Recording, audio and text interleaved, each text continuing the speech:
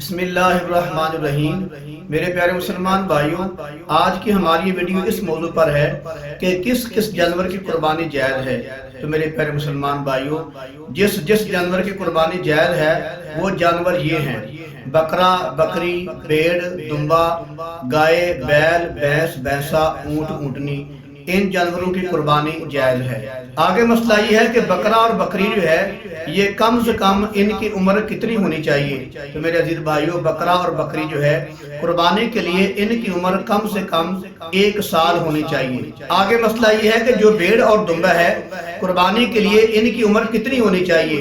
تو میرے عزیز بھائیوں، علماء فرماتے ہیں جو بھیڑ اور دمبا ہے اگر 6-7 مہینے کا بھی ہو لیکن دیکھنے میں سال کا لگتا ہو تو ان کی قربانی جائز ہے۔ آگے مسئلہ یہ ہے کہ گائے، بیل، بھینس، بھینسا، ان کی عمر قربانی کے وقت کتنی ہونی چاہیے۔ تو میرے عزیز بھائیوں، ان کی عمر قربانی کے وقت کم سے کم 2 سال ہونی چاہیے۔ آگے مسئلہ یہ ہے کہ اونٹ اور اونٹنی کی عمر قربانی کے وقت کتنی ہونی چاہیے۔ تو میرے عزیز بھائیوں، اونٹ اور اونٹنی کی عمر قربانی کے وقت کم سے کم 5 سال ہونی چاہیے۔ آگے مسئلہ یہ ہے کہ عمر پوری ہونا ضروری ہے یا دوندہ ہونا ضروری ہے۔ تو میرے پیارے مسلمان بھائیوں، دوندہ ہونا ضروری نہیں ہے، یہ ایک نشانی ہے، علامت ہے۔ اصل میں عمر کا پورا ہونا ضروری ہے۔ اگر کوئی جانور ہے اس کی 2 سال عمر سے زیادہ ہو گئی ہے لیکن وہ دوندہ نہیں ہوا تو کیا خیال ہے قربانی نہیں لگے گا؟ قربانی لگے گا۔ کیوں؟ اصل چیز جو ہے یہ عمر ہے، دوندہ ہونا، چوکا ہونا یہ علامت ہے۔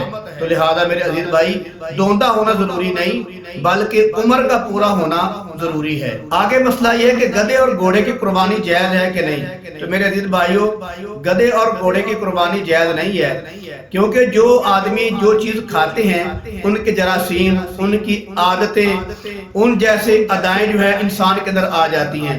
مثال کے طور پر جیسا کہ جو انگریز ہیں وہ سور کھاتے ہیں، ان کے اندر سوروں والی عادتیں ہوتی ہیں، سوروں والی ادائیں ہوتی ہیں، سوروں والی کیٹاگری ان کے اندر پائی جاتی ہیں۔ تو لہذا جو آدمی گدھا کھائے گا، گھوڑا کھائے گا یعنی کھوتا کھائے گا تو اس کے اندر کھوتوں والی عادتیں پائی جائیں گی، کھوتوں والی ادائیں پائی جائیں گی، اس کے جسم کے اندر کھوتوں کے جراثیم جو ہیں وہ چلے جائیں گے۔ لہذا میرے عزیز بھائیوں توجہ فرمائیں، گدھے یعنی کہ کھوتے اور گھوڑے کی قربانی بالکل جائز نہیں ہے۔ آگے مسئلہ یہ ہے کہ ایک جانور ہے جس کی چوتھی ٹانگ جو ہے یہ کمزور ہے یا اس کو چوٹ لگی ہوئی ہے لیکن چلتے وقت وہ اس ٹانگ کا سہارا لگا کر چلتا ہے، تو کیا ایسے جانور کی قربانی جائز ہے؟ تو میرے عزیز بھائیوں، وہ جانور جس کی چوتھی ٹانگ کمزور ہے یا اس کو چوٹ لگی ہوئی ہے لیکن چلتے وقت اس کا سہارا لگا کر چلتا ہے تو ایسے جانور کی قربانی بالکل جائز ہے۔ آگے مسئلہ یہ ہے کہ قربانی کا وہ جانور جو خود بخود چل کر قربان گاہ تک نہیں جا سکتا، کیا ایسے جانور کی قربانی جائز ہے؟ یہ اتنا لاغر اور کمزور ہے۔ تو میرے عزیز بھائیوں، ایسا جانور جو اتنا لاغر اور کمزور ہو کہ وہ خود بخود قربان گاہ تک چل کر نہیں جا سکتا، ایسے جانور کی قربانی جائز نہیں ہے۔ آگے مسئلہ یہ ہے کہ ایک جانور ہے قربانی کا، اس کے پیدائشی سینگ نہیں ہے، پیدائشی اس کے سینگ نہیں ہے، تو کیا اس کی قربانی جائز ہے؟ تو میرے عزیز بھائیوں، وہ جانور جس کے پیدائشی سینگ نہ ہو اس کی قربانی جائز ہے۔ آگے مسئلہ یہ ہے کہ ایسا جانور جس کے پیدائشی کان نہیں ہیں تو کیا اس کی قربانی جائز ہے؟ تو میرے عزیز بھائیوں، وہ جانور جس کے پیدائشی کان نہ ہوں ان کی قربانی جائز نہیں ہے۔ آگے مسئلہ یہ ہے کہ وہ جانور جس کا کان تیسرے حصے سے زیادہ کٹا ہوا ہے یا تیسرا حصہ اس کا کٹا ہوا ہے کان کا، تو کیا اس کی قربانی جائز ہے؟ تو میرے عزیز بھائیوں، وہ جانور جس کے کان کا تیسرا حصہ تک کٹا ہوا ہے اس کی قربانی جائز نہیں ہے۔ آگے مسئلہ یہ ہے کہ ایک جانور ہے قربانی کا، اس کا سینگ ٹوٹ گیا ہے، سینگ ٹوٹ گیا ہے اور گدا بھی ساتھ ہی ٹوٹ گیا ہے، تو کیا ایسے جانور کی قربانی جائز ہے؟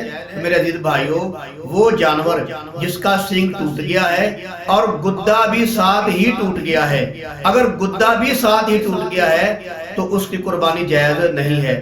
اگر سینگ ٹوٹا ہے، اس کا خول اترا ہے تو قربانی جائز ہے، اگر اس کا گدا بھی ساتھ ہی ٹوٹ گیا ہے تو اس کی قربانی جائز نہیں ہے۔ آگے مسئلہ یہ ہے کیا خصی جانور کی قربانی جائز ہے کہ نہیں؟ تو میرے پیارے مسلمان بھائیوں، خصی جانور کی قربانی جائز ہی نہیں بلکہ افضل ہے۔ آگے مسئلہ یہ ہے کہ وہ قربانی کا جانور جس کے جسم پر خارش پڑی ہوئی ہے، کیا اس کی قربانی جائز ہے؟ تو میرے عزیز بھائیوں، اگر وہ خارش جو ہے صرف کھال تک محدود ہے تو اس کی قربانی جائز ہے۔ آگے مسئلہ یہ ہے کیا گابن جانور کی قربانی جائز ہے؟ تو میرے عزیز بھائیوں، گابن جانور کی قربانی جائز ہے۔ آگے مسئلہ یہ ہے کہ ادھار لے کر جانور ذبح کرنا، کیا ایسے قربانی کرنا جائز ہے؟ تو میرے عزیز بھائیوں، ادھار لے کر جانور کو ذبح کرنا قربانی کے لیے ایسا عمل کرنا بالکل جائز ہے۔ آگے مسئلہ یہ ہے کہ قربانی کے جانور کو قربانی کے دنوں میں قسطوں میں لے کر کیا قربان کرنا، ذبح کرنا جائز ہے؟ تو میرے عزیز بھائیوں، قربانی کے دنوں میں، قربانی کے ایام میں قسطوں پر جانور کو لے کر ذبح کرنا، قربان کرنا یہ بالکل جائز ہے۔ آگے مسئلہ یہ ہے کہ ایک آدمی ہے، اس پر قربانی واجب نہیں ہے لیکن وہ جان بوجھ کر ادھار لے کر تنگ ہو کر قربانی کرتا ہے، تو کیا ایسا عمل کرنا جائز ہے؟ تو میرے عزیز بھائیوں، اگر اس پر قربانی واجب نہیں ہے، وہ صاحب نصاب نہیں ہے، وہ تنگ ہو کر ادھار لے کر جیسے کیسے بھی قربانی کرتا ہے تو اس کا یہ عمل کرنا بالکل جائز ہے۔ آگے مسئلہ یہ ہے کہ ایک آدمی ہے، اس پر قربانی واجب نہیں ہے، نہ اس کے پاس پیسے ہیں، لیکن وہ لوگوں سے ادھار لے کر اپنے آپ کو تنگ کر کے اپنی طرف سے قربانی نہیں کرتا بلکہ وہ نبی کریم صلی اللہ علیہ وسلم کی طرف سے قربانی کرتا ہے، تو کیا یہ عمل جائز ہے؟ تو میرے عزیز بھائیوں، وہ آدمی جس پر قربانی واجب نہیں ہے، وہ ادھار لے کر تنگ ہو کر نبی کریم صلی اللہ علیہ وسلم کی طرف سے قربانی کرتا ہے، تو اس کا یہ عمل کرنا بالکل جائز ہے۔